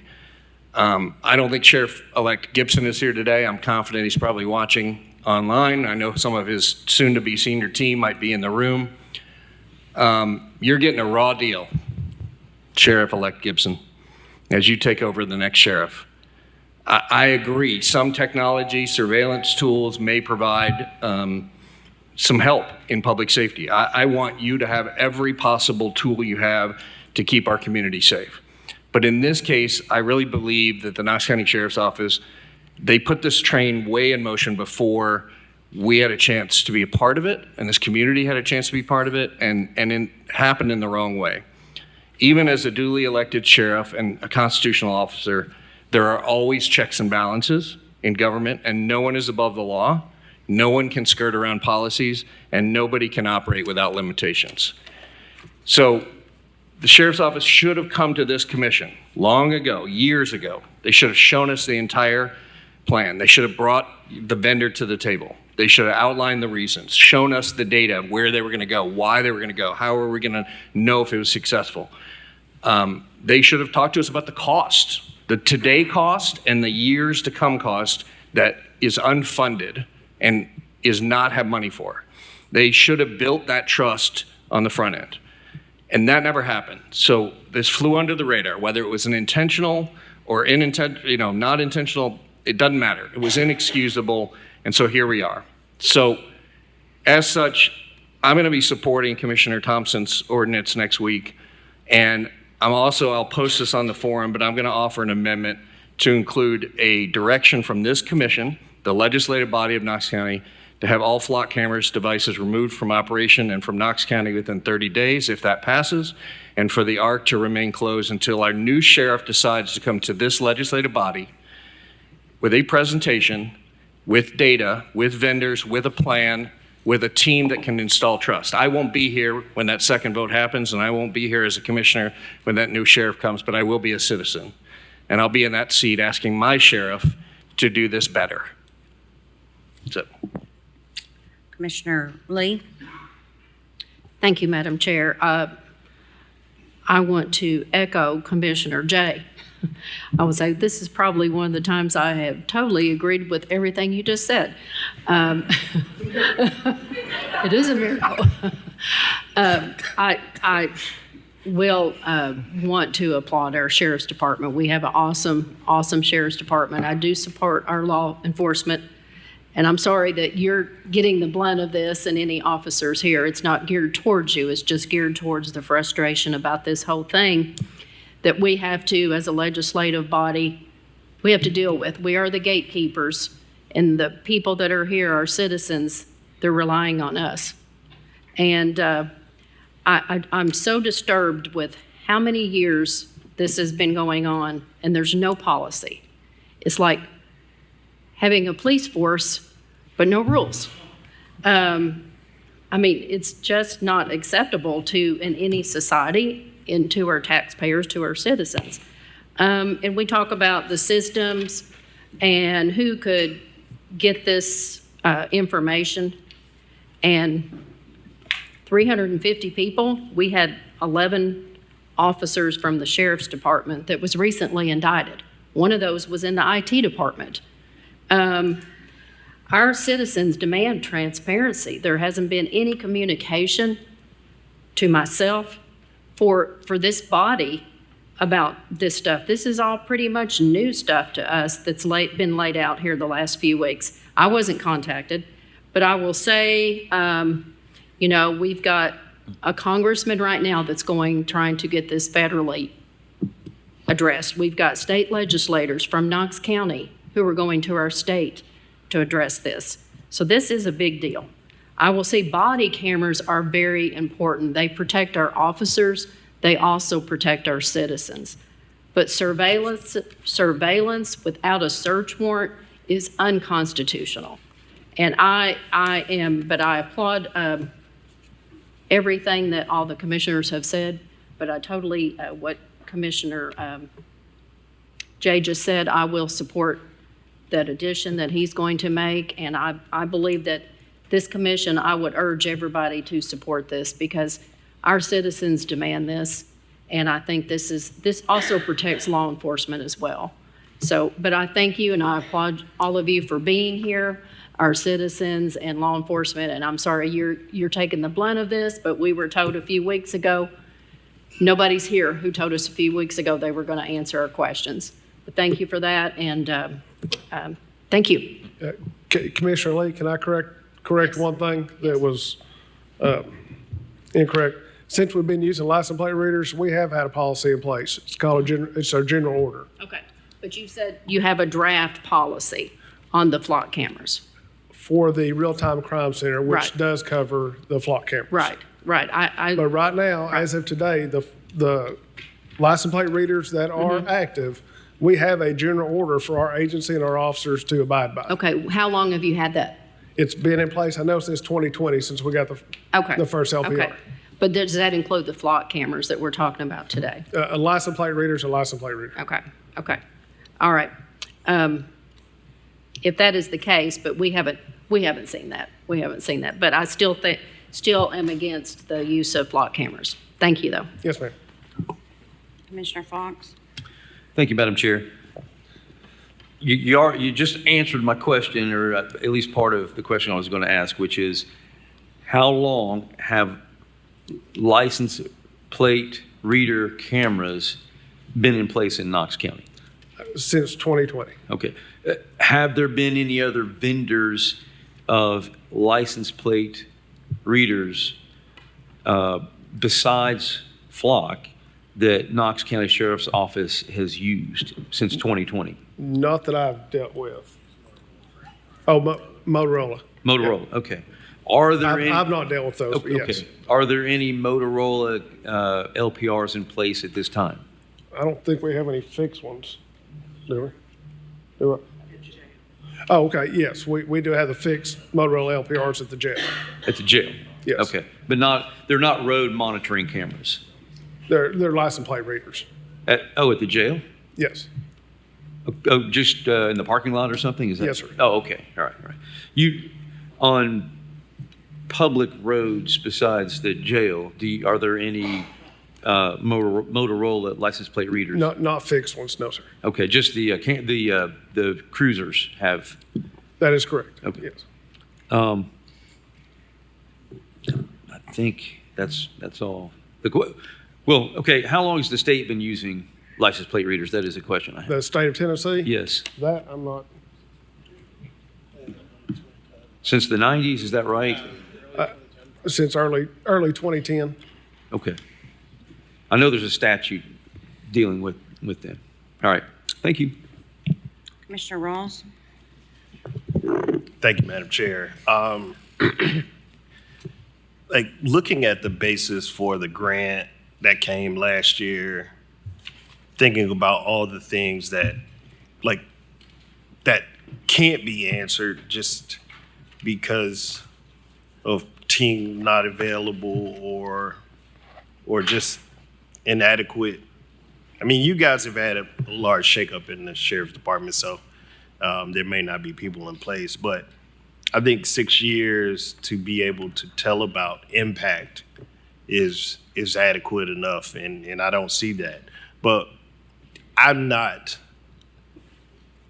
a fan of pouring into people versus tech, because Adam Thompson just gave a couple of facts about the grant that would help with recidivism, right? Like, the number one thing that helps with people not going back to jail is education. So we should pour into education, and then people won't go back to jail. But that's not this thing. We're pouring into tech. We're almost $800,000 in several years, and we've got nothing to show for it.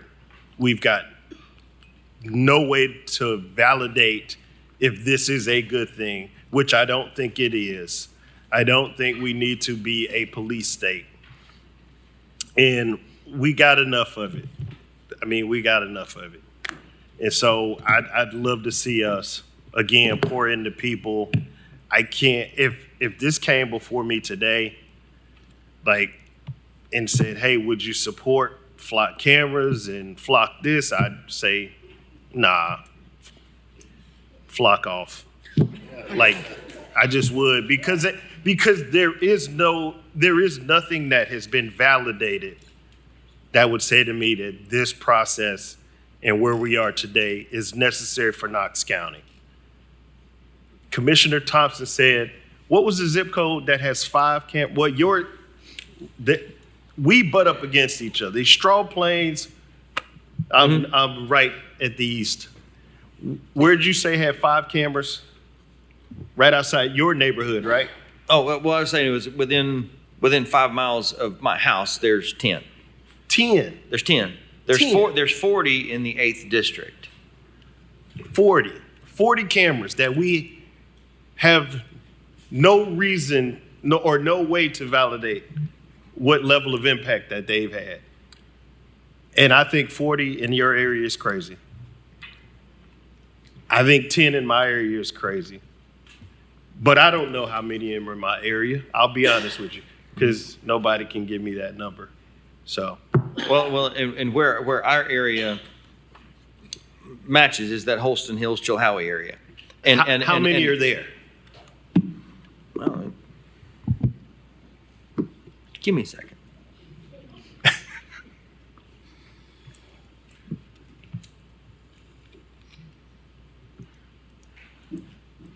There.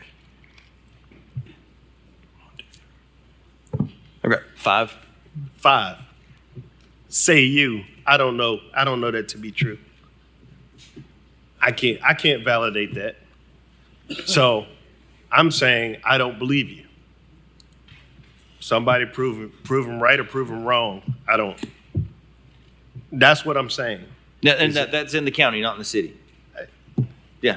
You get what I mean? Oh yeah, sure. Yeah. So this is my point, is that we're in a place that Mayor Jacobs was right, and I think we need to move on. So that would be my vote if it came before us today. So.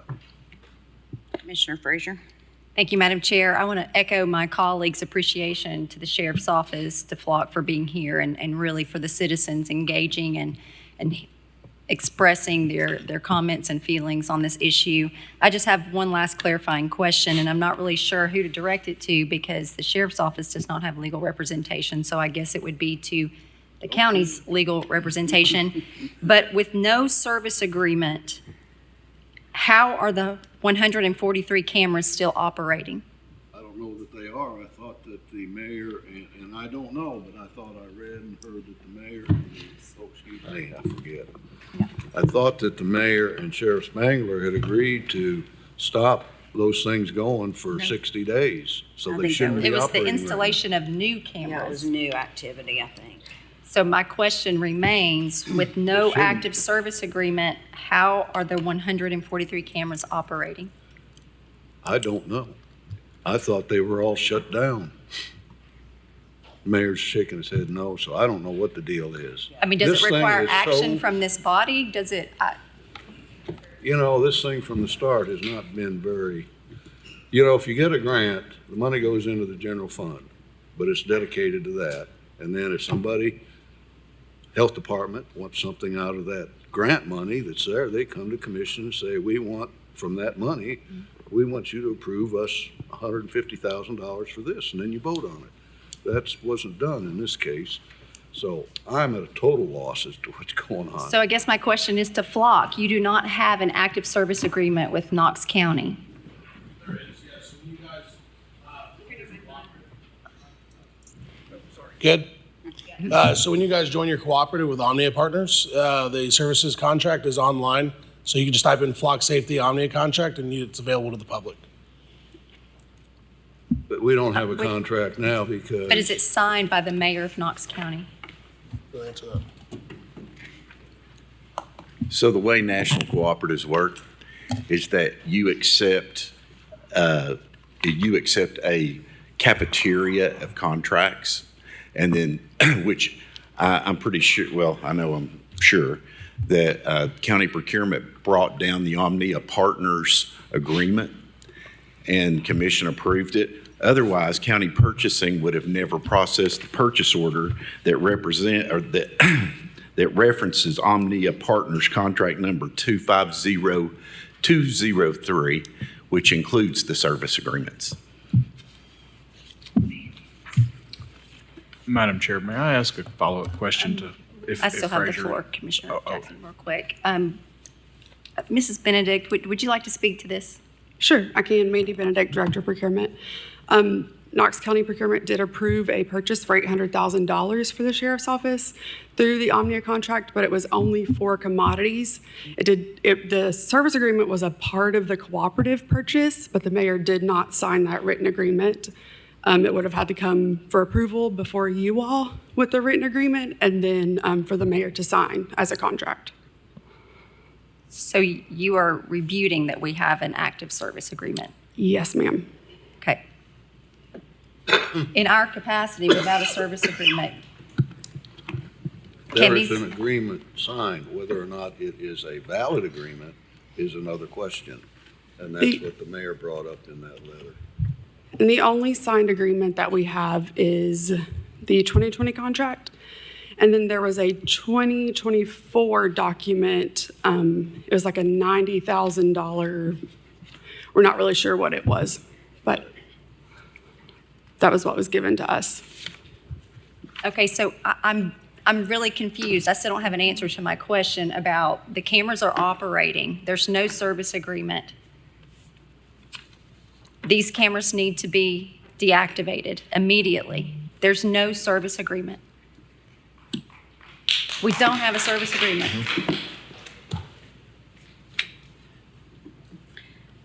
Do we have I think the it's- scope of I think authority? the Does the mayor's mayor made have it the scope clear. of authority? I'm a tickety-boo when it comes to policies and processes and agreements, and we don't have an active agreement. And it further concerns me that the sheriff's office does not have a legal team right now. So we have to make a decision. These cameras need to be deactivated until this is figured out. Commissioner Hill? Thank you. I would like to request, before we vote on this next week, from our legal team, I would like to have the question answered, are we under obligation to pay the grant back? I would like for all of us to ask ourselves, is there any place at all that these might be acceptable? I had, mentioned a few places before, our schools, intersections. Just think, is there any place? I think that we need clarification on the 30 days that, and this from our legal team also, the letter that Mayor Jacobs wrote dated August 12th. I believe I heard you say that there was a 30 days. 30 days. We had 30 days that's the to. section that he quoted in there, kind of as a, by the way, if you don't agree with my analysis, consider this your 30-day notice. And that was my question. Yes, that's So, correct. all right, so we in fact have 30 days, From the 16th or whenever that. the 12th. So that's September 12th. We need to know when we meet next week where all of that stands before we take a vote. And just in closing, we need to be very careful, whatever we decide next week and however it's worded, that we're not announcing to those that might be inclined to not be honest that we suddenly have no more cameras in Knox County operating. That could be a problem for those that might have intentions that are not honorable. So I'm just asking the law department to come prepared next week to be able to. I can answer the first thing, but the second thing is a policy issue. Where are cameras?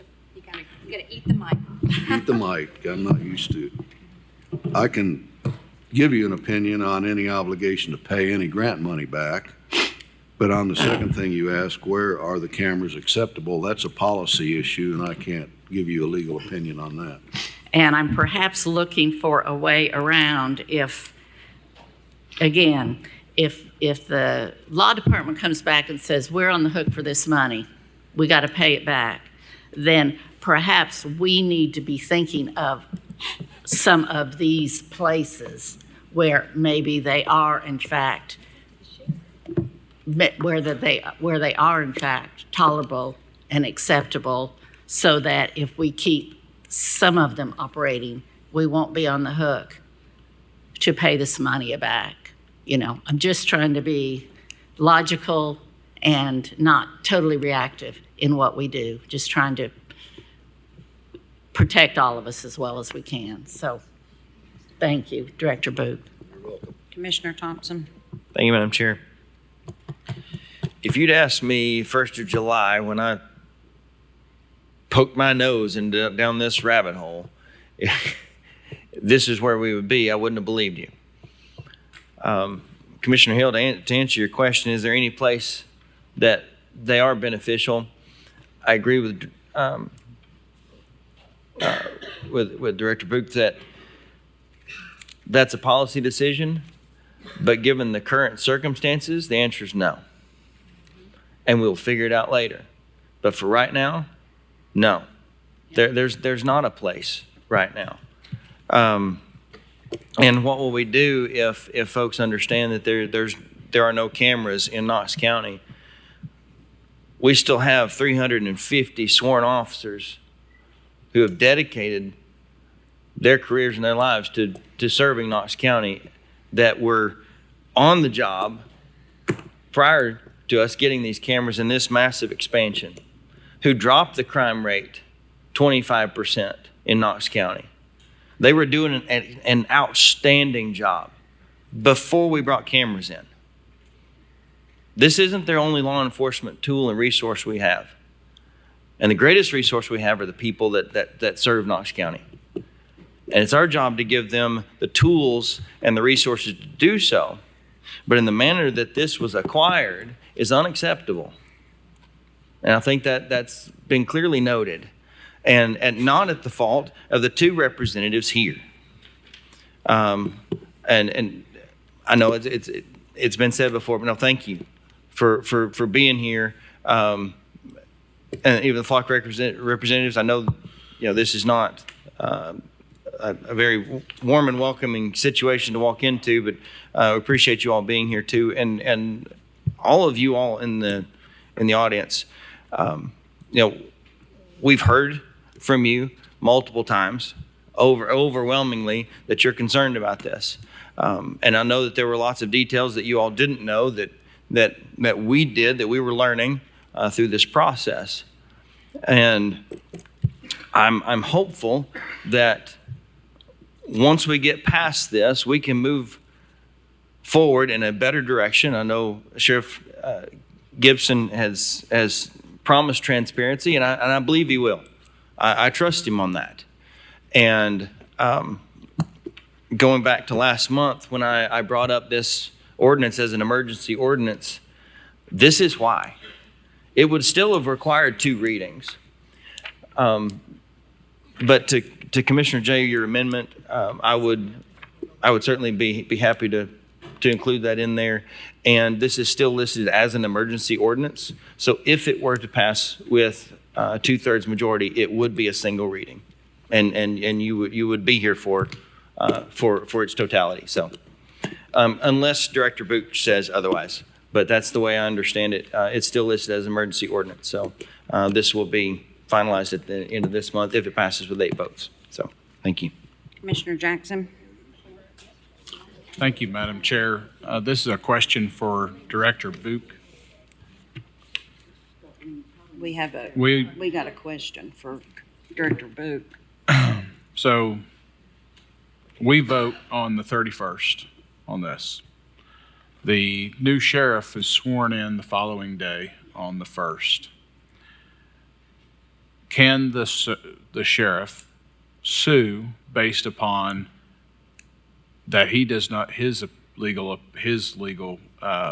counsel states that the opinion that the mayor has is incorrect? Can that then go to, I suppose, the Chancery Court? And then can the judge then grant some kind of injunction or anything that just sits there and we cannot enforce the ordinance until something is ruled on? Commissioner Frazier raised about a possible conflict. Of course, the sheriff would have to get his own attorney, and then if the commission or Knox County is sued by Flock or whatever, then probably have to get outside counsel for the county, unfortunately. Don't know, we haven't really looked at that, but Commissioner Frazier did raise the possibility for sure.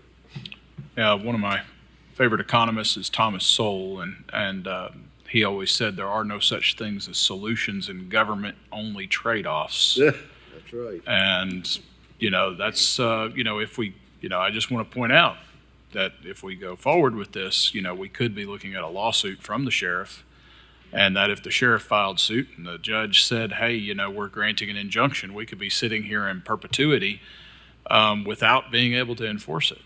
So just something to consider as we discuss this more on Monday. Thank you. All right. First, I want to thank KCSO that was here represented. I know this was not a fun place to be today, and that you guys were kind of the ones left standing. And I do want KCSO officers to hear this commission that we appreciate everything that you do for us. This does not reflect that on you at all. To the Flock people that were here, thank you. There again, I know this wasn't a fun place to be today, and but I appreciate you showing up, answering the questions. I do agree with Commissioner Jackson. That was one of my issues with the new sheriff coming in about a lawsuit, but I also agree with Commissioner Jay and Mayor Jacobs. I really don't think we're probably in a contract, which puts commission and the county into a situation I feel like is not great. So I'll definitely support once we get information from the law department of which way that we can go. We have probably received more emails than we can count, and I don't think I've had one that's been for the cameras. So the one good thing that's come out of this is the community has reached out to the appropriate people.